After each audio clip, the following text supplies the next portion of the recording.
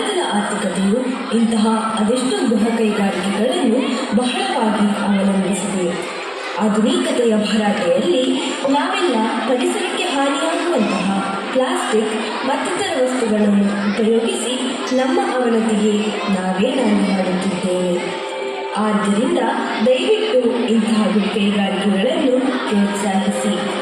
ಇದರಿಂದ ಇದನ್ನೇ ಜೀವನ ನಿರ್ವಹಣೆಯ ದಾರಿಯನ್ನಾಗಿಸಿಕೊಂಡಿರುವ ಅದೆಷ್ಟೋ ಕುಟುಂಬಗಳ ಆರ್ಥಿಕ ಪರಿಸ್ಥಿತಿಯು ಸುಧಾರಿಸುತ್ತದೆ. ಹಾಗೆಯೇ ಪರಿಸರ ರಕ್ಷಣೆಗೂ ಮುನ್ನಡೆ ಬರೆದಂತಾಗುತ್ತದೆ.